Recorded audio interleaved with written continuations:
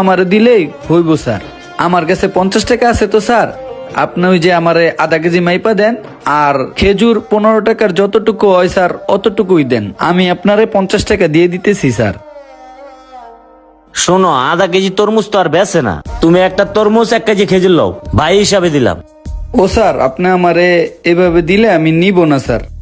আজকে আপনি আমারে সহানুভূতি দেখাইতেছেন, আমার তো কালকেও লাগবে। তারপরে কালকে আমার কে সহানুভূতি দেখাবে? যদিও দেখায় তাইলে এর পরবর্তীতে এটা আমার অভ্যাসে পরিণত হবে স্যার।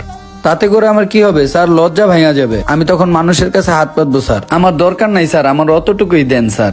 আরে শোনো, তুমি হাওলাত হিসাবে নাও, পরে আবার দিয়া দিও আমারে।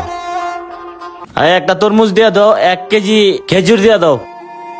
ঠিক আছে স্যার, আমি কিন্তু এটা 2-1 দিন পরে এসে দিয়ে যাব স্যার, আপনি একটু বইলা রাখেন। এদেশে এখনো অনেক মানুষ আছে যারা দারিদ্র্য সীমার নিচে বসবাস করেও অন্যের উপর নির্ভরশীল হয় না। তাদের প্রতি রইল সবসময় শ্রদ্ধা ও ভালোবাসা। ভিডিওটি ভালো লাগলে লাইক, কমেন্ট, শেয়ার করবেন প্লিজ।